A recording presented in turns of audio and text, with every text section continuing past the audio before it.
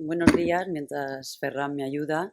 Como ha dicho, mi nombre es María Ángeles Alonso, yo soy botánica en el Departamento de Ciencias Ambientales de esta universidad y lo primero que quiero es agradecer pues, a los miembros de esta red que me dan la posibilidad de poder hablar de un personaje que realmente me fascina y al Centro Benedetti por acoger estas jornadas también. Muchísimas gracias. Bueno, Bueno, está en pantalla completa, ¿no? bueno, no te preocupes. Y yo vengo a hablar de, de este libro, en realidad, sin permiso del rey. A mí me dijeron, yo no pertenezco a la red y por causas de la vida, casuísticas, he podido llegar hasta aquí porque un compañero, que era el que realmente tenía que estar aquí, no podía estar. Y me dijo, por favor, María Ángeles, necesito que hables de botánica. Digo, bien, de eso sé. Necesito que hables de viajes, también, porque como nosotros somos botánicos, hacemos ciencias básicas, somos todavía un poco románticos de las grandes expediciones y todavía hacemos expedición. Yo todavía he ido andando con burros por los Andes, que no hay muchas carreteras, a recoger las plantas que luego hemos utilizado para nuestras investigaciones. Con lo cual, bien, de viajes, bien. Y de literatura.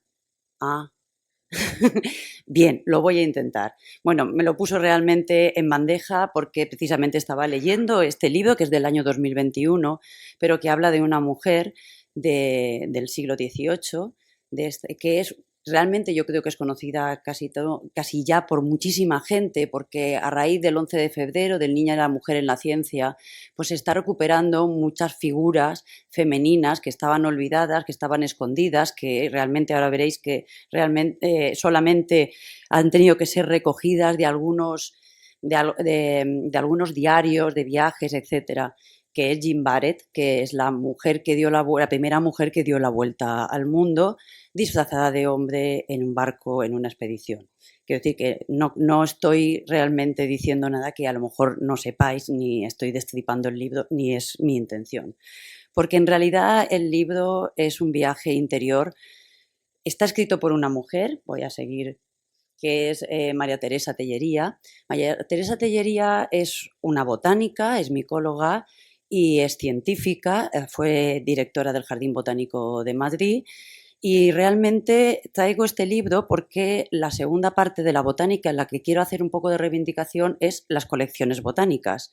¿Vale? ¿Para qué sirven? ¿Por qué son importantes? ¿Y por qué a día de hoy cada vez pues las están teniendo menos importantes? Yo os estoy escuchando esta mañana que cada vez hay menos lectores, cada vez leemos menos, cada vez hay menos gente que entiende que la tecnología es buena, pero que no hay que olvidar algunas de las cosas que realmente no las tenemos en la mano y las tenemos que utilizar. Entonces, esta señora que te digo que es científica, realmente ha escrito una novela. Esto es una novela que además os recomiendo porque es una novela divertida, se lee muy bien, pero está escrita de la mano de una científica y eso se nota. Cuando habla de botánica sabe de lo que está hablando y le da importancia a cosas que a lo mejor si no fuera botánica no se las daría. Por eso a mí me parece interesante lectura, sobre todo en el tema de las colecciones botánicas. Y al final del libro hay bibliografía, que en una novela es realmente llamativo que haya toda la bibliografía que ha ido utilizando para poder escribir este libro, que digo que es una novela y que ella misma dice que parte, pues son cosas que ella puede imaginar que le habían ocurrido, que eso no está escrito, sino que realmente pues el autor en una novela pues tiene esa parte de invención. Pero al estar escrito por una mujer científica, la parte científica está muy bien escrita y la parte de la mujer también. Porque cuando nos cuentan esa historia, una mujer vestida de hombre que se mete en un barco y entonces da la vuelta al mundo, siendo una mujer en un mundo de hombres, en unos barcos minúsculos y además de la mano de una persona que era el botánico del grupo, que es Commerson, que ahora voy a explicar un poquito, pues ella ha intentado meterse en la piel de esa mujer, una mujer siempre con miedo, una mujer sola, una mujer que fue violada cuando descubrieron que era mujer, una mujer que entró en una depresión impresionante después de esa violación y también habla de las personas que tiene alrededor, que son todo hombres. Todo lo que tiene alrededor son hombres y cómo cada uno y el papel de cada hombre ha tenido en este viaje y en esta vida de Jim Barrett. Bueno, yo simplemente quería dar unas pinceladas de lo que es una colección botánica, que es al fin y al cabo a lo que he venido a hablar. Yo he venido a hablar del libro y sobre todo de las colecciones botánicas. Una colección botánica o una colección biológica es, pues eso, un repositorio sistematizado de algún tipo de material biológico. Entonces yo me voy a la botánica y para mí una de las más importantes colecciones botánicas son los herbarios. El concepto de herbario ha ido cambiando a lo largo de la historia. Hace poco había unas noticias, Elizabeth Blackwell, que se ha puesto en valor su herbario, que es este herbario, y un herbario al principio, o sea, era simplemente dibujos de plantas en libros. Eso ya se trataba de un herbario, por eso científicamente un tipo de una planta puede ser un dibujo, porque eso ya era un herbario. El paso del herbario que nosotros ahora conocemos, que es una colección de plantas secas que están en edificios que también les llamamos herbarios, se los debemos a este señor, a Luca Gini, que fue el director del primer jardín botánico de 1543, el director de Pisa, que realmente ocurrió como ocurren las cosas en ciencias. Quería mandarle plantas al resto de sus amigos botánicos del planeta conocido, es decir, Europa, y entonces no se le ocurrió otra cosa que decir, bueno, pues las prenso, las seco y así las puedo mandar como plantas secas, ¿vale? Y a partir de ahí también el concepto de las plantas secas comenzó a ser lo que se conoce como un herbario, que es actualmente lo que nosotros trabajamos como los herbarios, ¿vale? Que es las plantas secas. Estos especímenes de plantas secas antes las tenían los propios botánicos, ¿vale? Los botánicos en su casa, cada uno de ellos tenían sus herbarios y entonces ellos querían tener plantas para comparación para sus estudios, pues de todos los sitios que fuera posible. Por eso tenían una comunicación a través del correo para mandar plantas de un sitio a otro y todos querían tener las plantas más raras y más interesantes. También nosotros nos dicen que nosotros somos los culpables de que la extinción de la Silenifacensis, que es una planta endémica de la provincia de Alicante, muy importante porque es de las pocas que tiene un plan de recuperación, y que fueron los botánicos los que terminamos con ellos en el Peñón de Ifac, precisamente porque cuando uno iba allí recogía y el concepto de conservación que nosotros tenemos actualmente no existía. Es una leyenda, yo lo dejo ahí, es una leyenda. Entonces cada uno de los botánicos tenían sus propios herbarios, los tenían en sus casas y los cuidaban. Era muy importante. Afortunadamente ahora todos esos herbarios de todos esos botánicos están recogidos en grandes instituciones que son los herbarios que conocemos actualmente, a los que podemos nosotros ir y poder estudiar las plantas allí en vivo y en directo. Solamente por una curiosidad, Lagasca, que fue un botánico español, no sé si alguna vez habéis oído hablar de él, Lagasca era un afrancesado, entonces fue muy perseguido y él se llevaba el herbario allá donde iba. Estuvo en el Jardín Botánico durante cierto tiempo, algunos de sus pliegos se quedan en el Jardín Botánico, tuvo que escapar, se iba a Inglaterra por Cádiz y al final lo recogieron en Cádiz y tiraron todo su herbario al mar. Con esto quiero decir que él llevaba su herbario con él como una de las cosas más preciadas, que es una cosa muy importante para el estudio de los botánicos. Un poquito creo que queda claro la importancia que tiene para nosotros, que por lo menos tenían para los hombres del siglo XVIII, del siglo XIX, incluso del siglo XX, lo que es el herbario, ¿vale? El herbario como estudio, el herbario como ciencia. Ahora explicaré por qué es importante también para los del siglo XXI, que somos nosotros. El libro que traigo, por no extenderme mucho, ¿vale? Es el libro de la expedición francesa que a bordo de dos barcos, el comandante de ese barco, que es Antoine de Bougainville, ¿vale? Hace la primera circunnavegación francesa en todo alrededor del mundo, sale de Brest el 15 de diciembre de 1976 y en todas estas expediciones como vosotros conocéis, siempre hay un naturalista. Siempre hay un naturalista. Nosotros tenemos la famosa expedición Malaspina, el naturalista fue Louis Noé, que llegó con sus pliegos hasta el Jardín Botánico de Madrid, que ahí están depositados.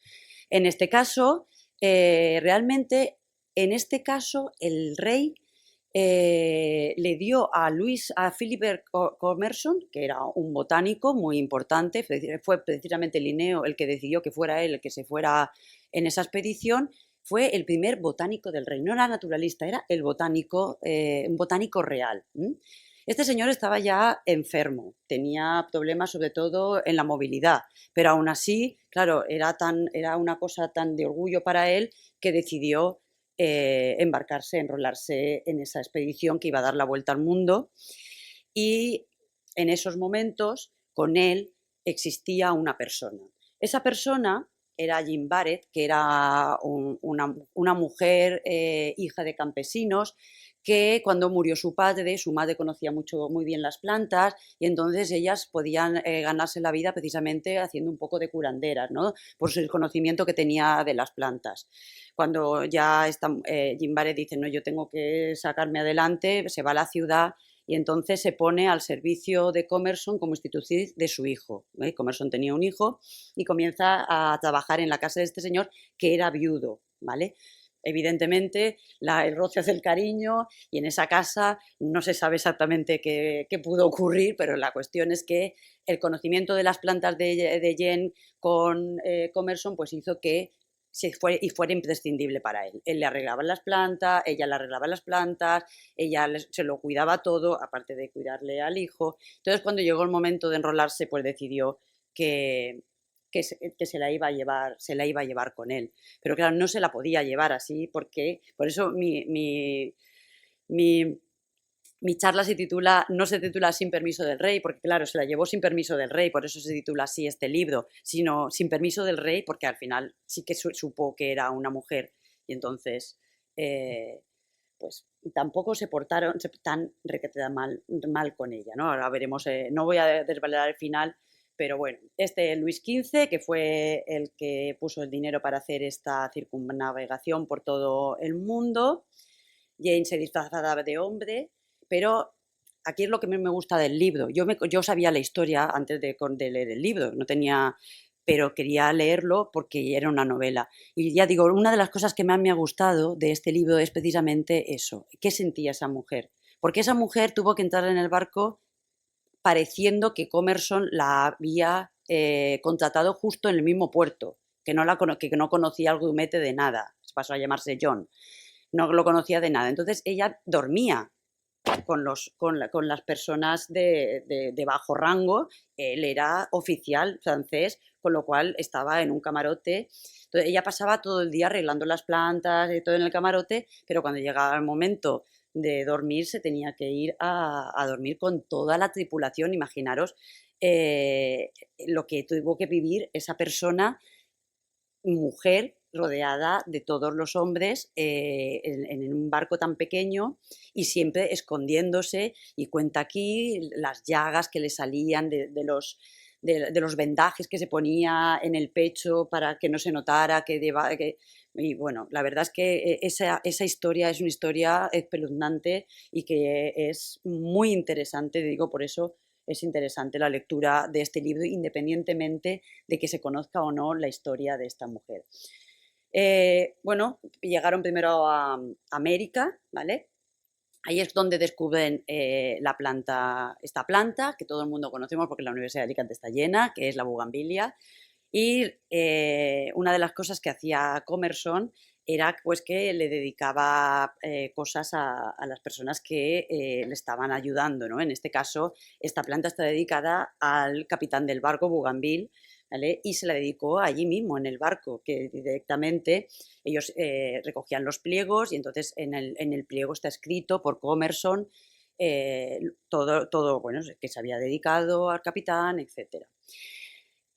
Como os he comentado, Commerson estaba enfermo y tenía muchos problemas de movilidad, sobre todo por culpa de una pierna que tenía unas heridas que no se le curaban. Prácticamente todo el trabajo lo hacía de bajar del barco, de recoger las plantas, de cargar con los pliegos, lo hacía Jane Barrett. Él se quedaba en el barco y llegaba con las plantas, ella las organizaba y él se dedicaba ya pues a todo lo que sería la parte científica. Cuando llegaron a Tahití, ¿vale? Allí, no sé si es que esto viene porque lo tenemos en los genes o qué, allí enseguida se dieron cuenta los indígenas de la isla que era una mujer y la llamaban como mujer, mujer. Lo que pasa es que afortunadamente lo decían en un idioma que casi todo el mundo desconocía. Se llevó Bougainville a este tahitiano que se llamaba Auturo, y entonces él comenzó a intentar pasar el idioma de los tahitianos al francés, y entonces es cuando uno de los navegantes, esto lo cuenta aquí, se dio cuenta de que la llamaba mujer. Entonces, ya, bueno, esto se destapó, cuenta aquí toda la historia de cómo se destapó, de que ya se habían dado cuenta de que ahí pasaba algo extraño, de que tenían una apuesta entre los marineros. Ella le dijo al capitán que era un eunuco. Bueno, una historia que realmente no os la voy a contar porque para eso está aquí, ¿vale? Entonces, eso era insostenible ya, que había una mujer en el barco, y entonces en la isla de Francia pues los desembarcaron, a Commerson también. Commerson se quedó allí, aquí cuenta por qué se quedó, no es que lo echaran, ¿vale? Él decidió quedarse y también se quedó Jane, ahí pasó toda su vida. Commerson murió a poco tiempo de desembarcar, y ella, cuando se quedó sin dinero y sin nada, pues abrió una taberna, conoció a un francés y se volvió otra vez a Francia, que por así terminó de dar la vuelta al mundo, ¿vale? Porque ya pasó ahí un tiempo en la isla de Francia y llegó otra vez hasta Francia. Lo importante, fijaros la importancia que para esta mujer, que todo lo que tuvo que pasar era la colección científica que llevaba a cuestas. Commerson se murió, podía haber decidido, yo paso de esto, yo no quiero saber nada, sino que regresó a Francia con todos los pliegos, con 30 cajas con 5.000 especies, 3.000 de ellas nuevas, ¿vale? Están depositados, aquí he puesto algunos de los pliegos, que todo es letra de Commerson. En ningún sitio está su nombre, nunca, en ningún pliego. Están los pliegos, se pueden ver, ¿vale? Están depositados en el herbario del Museo de París, que es este de aquí, que este es el herbario, esta soy yo, que también voy al herbario. Y aquí tenemos el pliego de la bugambilia, que le fue dedicado al capitán del barco, la bugambilia que vosotros que ya conocéis, ¿vale? Luego, una de las cosas es que a día de hoy ya sí que hay un solanum que se le han dedicado a Jane Barrett. Commerson le intentó también dedicar una planta, que es esta, Barrettia bonafidia, pero que ese género ya había sido descrito por el género Turrea, con lo cual pasó directamente a la sinonimia. A mí me llama la atención eso, ¿no? Cuando pasas a la sinonimia es como que pasas al olvido, ¿vale? Ella ya había pasado al olvido, ni siquiera la planta que Commerson le dedicó también pasó al olvido, exactamente igual que ella. Muy curiosa, esto es por curiosidad. En ese viaje iba este príncipe, el príncipe de Nassau, Siegen, que era holandés, que se ve que era un crápula, que tenía deudas hasta, vamos, y dijo, bueno, yo me enrolo aquí y me dejo todas las deudas ahí, y ahí estaba él como noble en el barco. Y también le dedicó Commerson una planta, que era esta, Nausaudia magellanica, justo cuando pasaron por el estrecho de Magallanes. Es esa planta de ahí, esa es la fotografía, ¿vale? Y lo que digo, las únicas referencias que hay a esta mujer es en los diarios, en el diario de Bougainville y en el diario del príncipe de Nassau, que por lo menos se dedicaba a escribir en el barco. Entonces, he querido poner esto porque en ese diario dice: quiero darle todo el crédito por su valentía. Destacó en sus memorias, dice: ella se atrevió a enfrentar el estrés, los peligros y todo lo que sucedió, que uno podría esperar de manera realista en tal viaje. Creo que su aventura debería incluirse en una de las historias de mujeres famosas. Le escribió él directamente allí en el barco, porque trabajaba como la que más. Esta fotografía, ese es el herbario de Berlín, ese es el herbario de Ginebra, ¿vale? El herbario de Viena, el herbario de Kew. Es donde se han ido afortunadamente recogiendo los grandes herbarios de los diferentes botánicos a lo largo de la historia. Y en la Primera Guerra Mundial y en la Segunda Guerra Mundial, sobre todo en la Segunda Guerra Mundial, el herbario de Berlín se quemó. El herbario de Viena se quemó también la mitad. Entonces, actualmente, para evitar este tipo de problemas, los herbarios, algunas de estas personas que tuvieron que vivir la pérdida de este material, que es el material tipo de las plantas, el material es la biodiversidad, los tienen bajo tierra. Por ejemplo, fijaros, el herbario de Berlín realmente es un búnker. Allí, caiga lo que caiga, utilizan estos herbarios. En un momento dado los podían utilizar también como refugios. Y el herbario de Ginebra llegó un momento en que se cierra y no puedes ni salir ni entrar. Tienes que llevar mucho cuidado porque como te quedes dentro ya tienes que llamar a que te abran porque se cierra automáticamente a cierta hora y ya no se puede, hasta que se vuelve a abrir está automatizado. Bueno, ¿y ahora para qué sirve a los del siglo XXI? ¿Para qué nos sirve los herbarios en el ámbito de la conservación? Bueno, pues los herbarios son un referente perpetuo para los científicos, ¿vale? Ahí tenemos plantas que están recogidas desde 1500, incluso quedan todavía herbarios de Luca-Gini que todavía se pueden estudiar. Son material que es historia viva de la historia muerta o viva de la biodiversidad. Este señor es Lamarck, que anteriormente a Darwin fue el primero que comenzó a hablar de la evolución, de la historia de la evolución.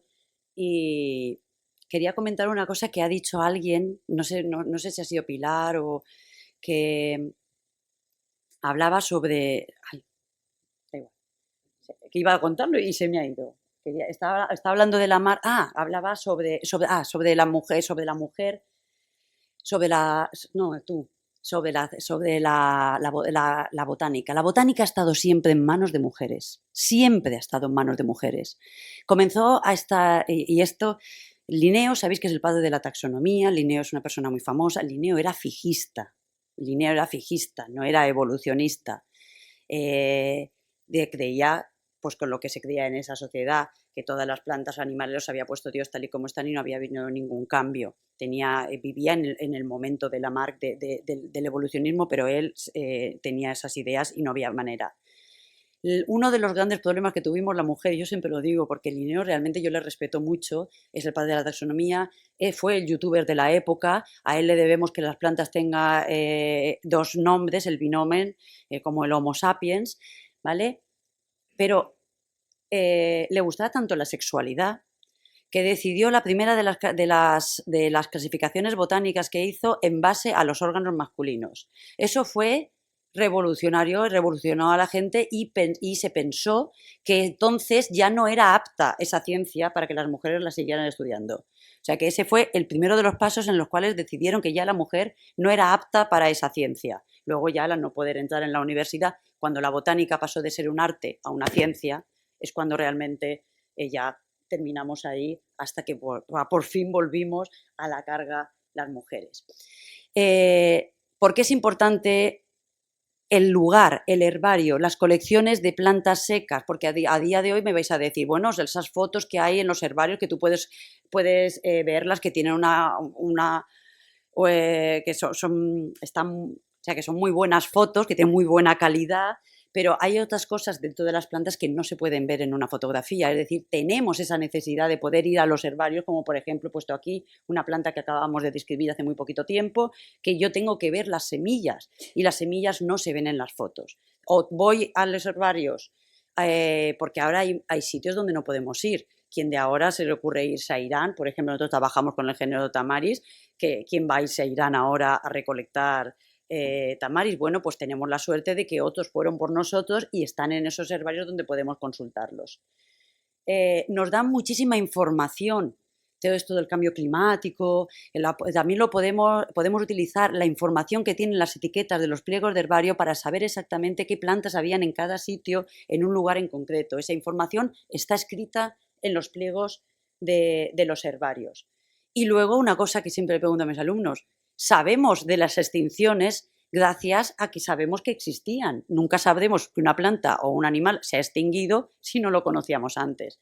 Y para eso también están los pliegos de los herbarios, especies que están en los pliegos y que ya no están en el lugar, en su lugar de origen. Por ejemplo, el sándalo de Juan Fernández en la isla de Juan Fernández, que es una planta extinta. Y tenemos, como he dicho, yo voy y miro semillas. Hay muchos tipos de semillas, pero hay otras semillas que aguantan mucho tiempo como en periodo de latencia y que luego pueden ser utilizadas para su germinación. ¿Vale? Eso es lo que se llama el germoplasma. El germoplasma se refiere a esporas, semillas o cualquier célula que pueda reproducir a la especie, ¿vale? Que pueden encontrarse en los pliegos. Puesto el caso del Limonium tiniense. El Limonium tiniense, una planta que se encontró en las salinas de Santa Pola, desapareció porque son salinas que están muy, muy amenazadas, desaparece completamente. Teníamos pliegos en nuestro herbario aquí, en la Universidad de Alicante, que tenemos el herbario, pudimos sacar semillas de estos herbarios que eran de la localidad de origen y las pudimos volver a renacer de una manera. Estas son las nuevas, de primero in vitro y luego en tierra. Entonces, ya simplemente, ¿qué son las colecciones científicas? Jardines botánicos, arboretos, colecciones de plantas vivas, los bancos de semillas, los bancos de germoplasma. Todo esto son colecciones que tenemos nosotros y que son lo que os he comentado. He hablado de los herbarios porque para mí es la que está más en peligro de extinción, porque para que lo entendáis, para un botánico un herbario es como para un historiador un archivo. Ahí es donde tenemos que ir a buscar realmente los orígenes de las plantas en los herbarios. Y bueno, pues muchísimas gracias. Ya he terminado mi disertación. Espero no haberme pasado mucho de tiempo.